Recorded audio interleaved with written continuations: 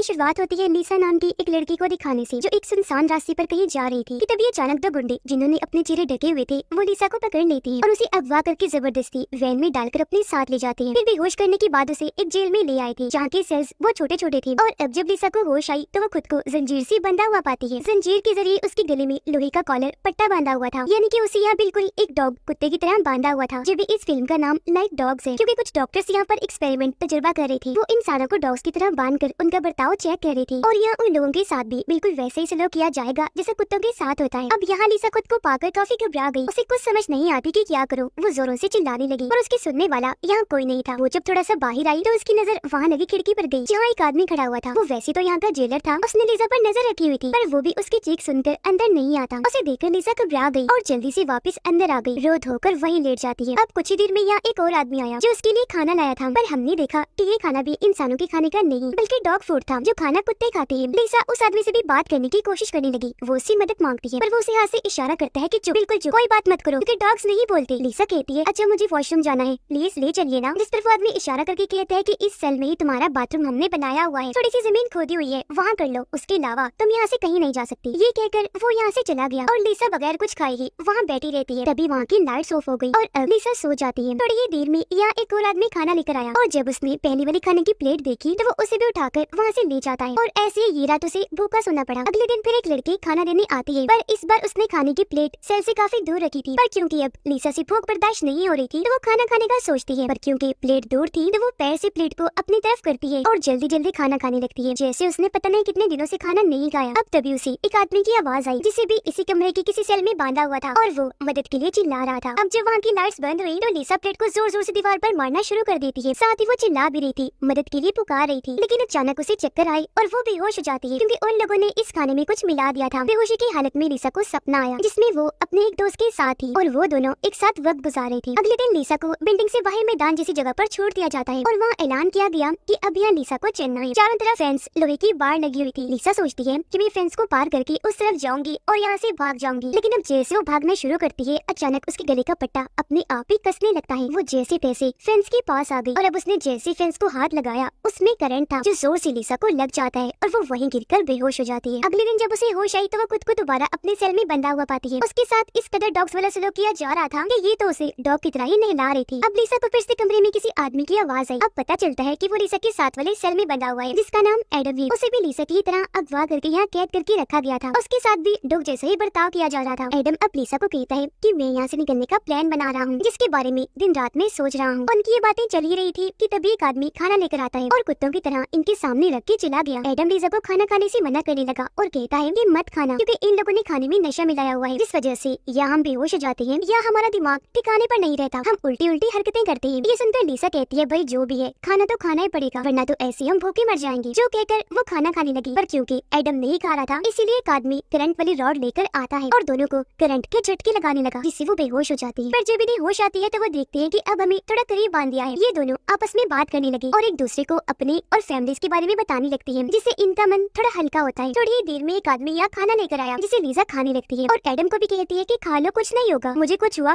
मैं भी तो तुम्हारे सामने ही हूँ ना। जिस पर लीसा की बात मानकर वो भी खाने लगता है। अब जाहिर है इन्हें फिर से नशा होने लगा और ये एक बार फिर बेहोश हो जाती है। अब की बार भी लीसा सपने में अपने एक दूसरे दोस्त को देखती है जिसकी भी वो बहुत करीब थी। अब ये सपना देखकर फिर से उसकी आँख खुल जाती है और अब ये देखती है कि हम पहले से भी ज्यादा करीब बने हुए हैं जहाँ अभी काफी पास आकर बातें करने लगे। एडम कहता है कि हमें कैसे भी करके यहाँ से भागना होगा वरना ये लोग तो हमें डॉग ही बना देंगे। ये सुनकर लीसा जवाब देने उसके काफी पास आ गई। कहती है कि जब तक ये पट्टे हमारे गले में बंधे हैं हम यहाँ से नहीं भाग सकते। अब उनको इतनी पास जेलर देख लेता है, कहने लगा कि तुम दोनों दूर रहो एक दूसरे से, जरा भी टच ना हो, यानी तुम्हारे जिस्म एक दूसरे से जरा भी न लगे। जो सुनकर एडम तो डर की वजह से पीछे हट जाता है पर लीसा उसे कहती है कि तुम चुप रहो, मैं तुमसे नहीं डरती। ये सुनकर जेलर को लीसा पर गुस्सा आया और वो उसके गले का पट्टा एक्टिवेट कर देता है। पट्टा कसने लगा जिससे उसका गला घुटा और वो फिर से बेहोश हो जाती है। थोड़ी ही देर में लीसा को होश आ गई जिसके बाद एक लड़की इन्हें यहाँ खाना देने आई। वो रोड से जैसे खाना इनकी तरफ करती है एडम उस रोड को पकड़ के लड़की को अपनी तरफ करता है, उसे नीचे गिराकर प्लेट से सर पर वार करता है जिससे वो वहीं बेहोश हो गई। वो लड़की के पास से चाबियां लेकर अपने और लीसा के पट्टे को खोल लेता है जिसके बाद वो लीसा को कहता है कि उठो चलो यहाँ से भागते हैं। जो सुनकर वो कहती है कि ऐसा मुमकिन नहीं, हम यहाँ से नहीं भाग सकते क्योंकि हर तरफ कैमरास लगे हुए हैं। जिस पर एडम उसकी बात ना मानकर कहता है कि कुछ नहीं होगा, चलो मेरे साथ। और अब वो जैसे लीसा को अपने साथ ले जाने लगा, लीसा उसके सर पर प्लेट से हमला कर देती है जिससे वो बेहोश हो गया। जो करने के बाद वो कैमरास के जरिए अपना कोड वर्ड बोलती है ताकि बाकियों को समझ जा जाए। देती है पाइनएप्पल पिज्जा, जो सुनकर कुछ डॉक्टर्स यहाँ पर आ गए, जिससे हम ये जान पाते हैं कि असल में लिसा भी एक डॉक्टर ही है जो इस एक्सपेरिमेंट में उनके साथ मिली हुई है। लिसा के 2 और साथी भी यहाँ आ जाते हैं, जिनमें से एक सर्जन था और एक लड़की डॉक्टर जो लिसा की दोस्त थी। अब लिसा सर्जन से पूछती है कि तुम आखिर खाने में क्या मिला रही थी जो मुझे इतने अजीबोगरीब सपने आया करते थे। जिस तरह वो कहता है कि कुछ भी नहीं, मैं तो हमेशा की तरह बस बेहोशी की दवाई ही मिला रहा था। अब उसकी बातों से साफ लग रहा था कि वो झूठ बोल रहा है। फिर लिसा कहती है अच्छा छोड़ो इन बातों को और सबसे पहले फैंस का करंट बंद करो, क्योंकि इतनी जोर से मुझे वो लगा था, फौरन बंद करो ताकि मैं अपने मकसद को हासिल कर सकूं। अब यहाँ हमें ये भी पता चला कि एडम के अलावा वहाँ और भी कई सारे लड़कों को लाया गया था, पर वो अपनी मर्जी से इस एक्सपेरिमेंट का हिस्सा बने थे। उन्हें भी अलग अलग छोटे छोटे सेल्स में बंद किया गया था और ऐसे करने के उन्हें पैसे भी मिल रहे थे, सिवाय एडम की, क्योंकि उसे तो सच में अगवा करके यहाँ लाया गया था और सब कुछ उसकी मर्जी के खिलाफ हो रहा था। असल में लिसा ने कुछ वक्त पहले एडम को देखा था, जो पहले ही नजर में उसे पसंद आ गया था। इसीलिए उसने प्लान किया कि हम क्योंकि एक्सपेरिमेंट तो कर ही रही हैं, तो मैं और एडम भी इसका हिस्सा बन जाते हैं। मैं दोनों को साथ वाले सेल्स में बंद करवाऊंगी ताकि वहाँ रहकर हम एक दूसरे की मदद करें, जहाँ मेरे साथ साथ एडम को भी मुझसे प्यार हो जाए, जिसके बाद हम यहाँ से भाग जाएं और हमेशा हंसी खुशी रह सके, क्योंकि वो जानती थी कि ये मेरा प्लान ही होगा, लेकिन एडम को सब सच लगेगा। अब तभी सर्जन के पास इनकी बॉस की कॉल आती है, जो ये डॉग वाला एक्सपेरिमेंट चला रही थी। वो कहती है कि जो कैमरा लिसा ने बंद करवाया है उसे फौरन ऑन करवाओ, यानी जहाँ एडम बंधा हुआ है, जिसके लिए लिसा 10 मिनट का टाइम मांगती है, क्योंकि बॉस को सिर्फ ये पता था कि लिसा एडम के लिए ही इस एक्सपेरिमेंट का हिस्सा बनी हुई है। वो ये नहीं जानती थी कि अब लिसा आजाद होकर यहाँ आई हुई है और एडम को यहाँ अगवा करके लाया गया है। बॉस कैमरा में वो सीन देख ही नहीं पाए जब एडम ने यहाँ से भागने की कोशिश की थी, क्योंकि वो लिसा ने बंद जो करवा दिए थे। लिसा ने उस पे हमला किया और सब कुछ वो उसको नहीं पता था, और अब लिसा पेट भरकर खाना खाती है और वापस वही छोटे सेल में जाकर बन जाती है, और अब उसने कैमरा भी ऑन करवा दिया था। अगले दिन जब एडम को होश आई तो वो लिसा को कहता है कि मैंने तो तुम्हें और खुद को आजाद करवा लिया था, फिर हम यहाँ दोबारा कैद कैसे? जिस पर लिसा कहती है कि ऐसे तो कुछ हुआ ही नहीं, हम कभी आजाद हुए ही नहीं थे, शायद तुमने कोई सपना देखा होगा। जिसके बाद इन्हें बिल्डिंग से बाहर ग्राउंड में छोड़ दिया गया और अब ये दोनों एक साथ आगे बढ़ने लगे, जिस बीच इनकी खूब बातें भी हुई। ये लोग जब फेंस के पास आए तो सच में यहाँ से करंट हटा लिया गया था, क्योंकि जब एडम ने फेंस पर हाथ रखा उसे कुछ नहीं हुआ। वो लिसा को कहते हैं कि अगर हम फेंस फैलाकर दूसरी तरफ जाएं तो हो सकता है कि पट्टों के सिग्नल्स वहाँ काम न करें, जिसके बाद हम आजाद हो जाएंगे, यहाँ से भाग सकेंगे। तो इसीलिए ये फेंस पर चढ़ के उस पार जाते हैं, और अब ये जैसे भागने लगे पट्टे एक्टिवेट हो जाते हैं, जो अब कसने लगे, जिससे इनका गला दबने लगता है। अब जैसे तैसे एडम तो आगे बढ़ रहा था, लेकिन लिसा वहाँ गिर जाती है, और क्योंकि एडम उसे अकेला नहीं छोड़ सकता था, इसलिए वही उसकी मदद को रुक जाता है और अब धीरे धीरे करके उसके पास जाने लगा, यानी कि कुछ हद तक लिसा का प्लान काम कर रहा था। एडम उसके करीब होता जा रहा था। अब एडम को सजा देने के लिए सर्जन उसे एक इंजेक्शन लगा देता है, जिससे एडम को अजीब चीजें दिखना शुरू हो गई, जैसे कि सर्जन उसे एक शैतान के रूप में नजर आता है, जिससे वो काफी डर गया, जोरों से चिल्लाने लगता है। अब सर्जन लिसा के साथ भी ऐसे ही करता है, उसे भी ये इंजेक्शन लगा देता है, जहाँ वो हमेशा की तरह सपनों में खो जाती है और इस बार खुद को अपने एक और दोस्त के साथ पाती है। उधर लिसा के डॉक्टर दोस्त देखती है कि लिसा और एडम के सेल्स के पास जो कैमरास है वो सारे बंद कर दिए गए हैं। ये देखकर उसे सर्जन पर शक हुआ कि या तो वो उन्हें कोई नशा दे रहा है या फिर उनके साथ कुछ कर रहा है, इसलिए वो गार्ड्स को लेकर उस तरफ चेक करने गई। देखती है कि लिसा और एडम ऑपरेशन रूम में है, पर अजीब हालत में, जिन्हें वो वापस उनके सेल्स में छोड़कर आती है, और अब उसने कैमरास भी ऑन करवा दिए थे। अब जब सर्जन वापस आया तो कैमरास को ऑन, और ये देखकर काफी दंग रह गया कि लिसा और एडम अपने सेल्स में है, और वो इस बारे में सवाल करने लगा। उसकी इस बात पर लिसा की दोस्त का शक यकीन में बदल गया और वो ये सब कुछ अपने बॉस को बता देती है, जो सुनकर थोड़ी ही देर में बॉस यहाँ आई और कहती है कि फिलहाल ये एक्सपेरिमेंट बंद कर दो, क्योंकि अगर किसी का कुछ हो गया या नशे की वजह से किसी की जान चली गई तो हम सब जेल में चले जाएंगे। जिसके बाद वो लिसा के पास गई और कहती है कि मुझे पता है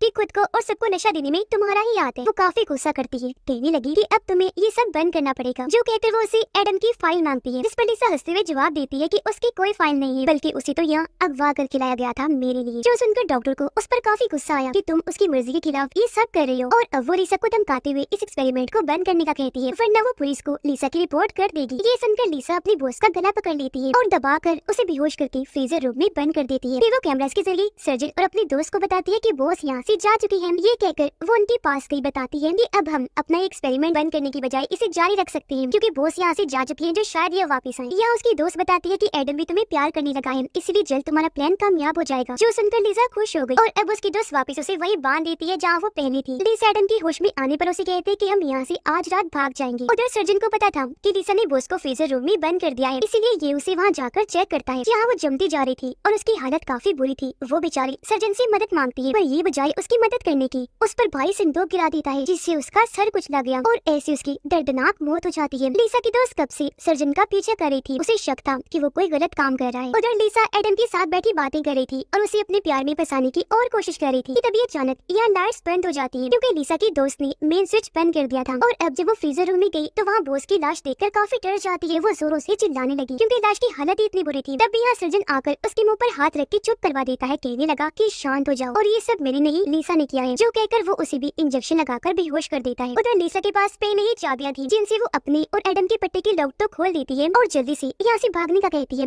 एडम उससे पूछता है कि तुम्हारे पास ये चाबियां कैसे आई, जिस पर लीसा उसे चुप करवा देती है और यहाँ से लेकर भागने लगी। पर उन्हें कैमरास के जरिए सर्जन देख लेता है। वो इनके गले के पट्टे फिर से लॉक करके एक्टिवेट कर देता है, जिससे वो कसने लगे और ये दोनों वहीं गिरकर बेहोश हो जाते हैं। जो करने के बाद सर्जन एडम और लीसा के दोस्त को एक दूसरे के आमने सामने बांध देता है। होश में आने पर एडम उससे लीसा के बारे में पूछता है कि वो कहाँ है, जिस पर वो उसे लीसा की और उन लोगों की सारी सच्चाई बता देती है कि हम यहाँ इंसानों पर जानवरों की तरह एक्सपेरिमेंट करते हैं और इसमें लीसा भी हमारे साथ मिली हुई है। वो तुम्हें पसंद करती थी, इसीलिए उसने तुम्हें भी अगवा करके इस एक्सपेरिमेंट का हिस्सा बनवाया ताकि तुम और वो यहाँ साथ रहें और तुम्हें उससे प्यार हो जाए। ये सुनकर एडम हैरत में कहता है कि क्या बोले जा रही हो, तुम्हारा दिमाग तो ठीक है और मुझे इन बातों पर यकीन नहीं। जिस पर अब लीसा की दोस्तों से वो वक्त याद करवाती है जब एडम ने उन दोनों को आजाद कर लिया था, लेकिन लीसा ने उस पर प्लेट से वार करके बेहोश कर दिया था। अब ये सुनकर एडम को यकीन हो गया और अब से वो लीसा से नफरत करने लगता है। कैमरा के जरिए सब कुछ लीसा देख रही थी। वो घबरा गई क्योंकि कुछ कर नहीं सकती थी। वजह ये थी कि उसे भी सर्जन ने अलग ही बांधा हुआ था। लीसा उसे कहती है कि मुझे अभी के अभी एडम से मिलना है, पर वहाँ ले जाने से पहले सर्जन उसे एक ऐसे कमरे में लेकर गया जहाँ अलग अलग सेल्स में बहुत सारे लड़कों को बांधा गया था, जो सारे के सारे लीसा के ही दोस्त थे। तो अब यहाँ हमें पता चला कि असल में लीसा एक साइको पागल लड़की है जो लड़कों को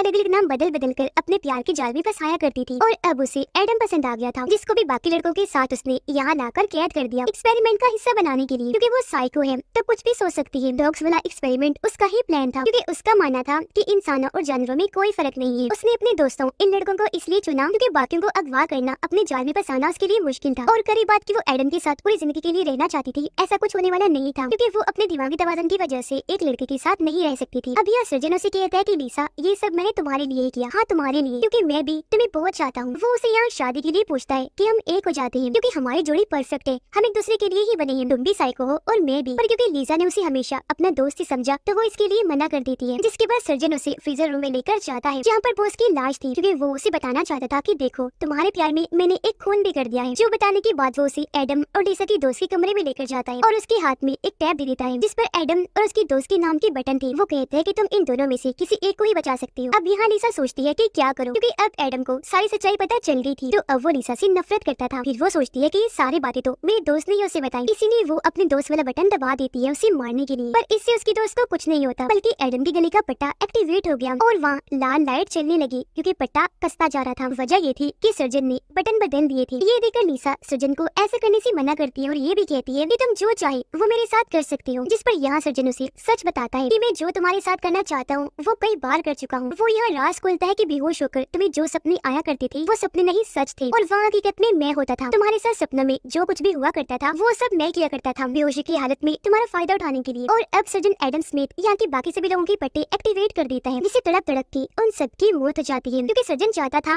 कि मैं यहाँ से सारे सबूत मिटा दूं और बाद में मैं और लीसा यहाँ से निकल जाए नई जिंदगी बसाने के लिए। पर अब यहाँ लीसा अपना ही पट्टा एक्टिवेट कर देती है अपनी जान लेने के लिए, लेकिन ये देखकर सर्जन उसका पट्टा खोल देता है। तब लीसा बेहोश होती की एक्टिंग करती है। ये देखकर सर्जन जैसे सांस लेने उसके पास आया वो उसके चेहरे पर ही काट लेती है और अब अपने दोस्त के साथ यहाँ से भाग गई। ये दोनों अलग अलग जगह पर जाकर छुप गई, पर सर्जन ने लीसा को देख लिया था और क्योंकि अब उस पर गुस्सा था इसलिए वो उसे रॉड से करंट लगाकर मारने की कोशिश करता है, लेकिन लीसा उसे टांग मारकर यहाँ से भाग जाती है। वो एक कमरे में आकर छुप गई, पर तभी यहाँ सर्जन भी आ गया जो उसे पकड़ लेता है। वो उसका गला दबाने लगा जान से मारने के लिए, पर यहाँ लीसा की दोस्त भी छुपी हुई थी। वो उसके चेहरे पर एक हथियार से हमला कर देती है, जिससे वो जख्मी होकर वहीं बेहोश हो जाता है। उसे जब होश आई तो लीसा उसके गले में पट्टा बांध देती है और उसे एक्टिवेट करके बड़ी बेरहमी से उसकी जान ले लेती है। अब यह लीसा की दोस्त को लग रहा था कि सब ठीक हो गया, पर उसी हथियार से लीसा अपने दोस्त के चेहरे पर भी वार करती है, क्योंकि उसे अपना बदला लेना था कि उसने एडम को सब कुछ सच क्यों बताया। वो यहाँ कोई सबूत भी नहीं छोड़ना चाहती थी, जिसके बाद वो अपना हुलिया अपने दोस्त जैसा बना लेती है, यानी कि उसका चश्मा लगा लेती है, उसके कपड़े पहन लेती है और ऐसे ही बाहर निकल गई, क्योंकि बाहर उसके दोस्त को कोई नहीं जानता था और उसने इस पूरी जगह को भी आग लगा दी थी। जिसके बाद लीसा अपने पागलपन में यहाँ से आगे बढ़ती रही। उसके चेहरे पर एक शैतानी मुस्कुराहट थी और अब वो ऐसी पता नहीं और कितने लोगों को बर्बाद करेगी अपने पागलपन में और एक्सपेरिमेंट्स कर करके। और इसी के साथ ये फिल्म इधर ही खत्म हो जाती है।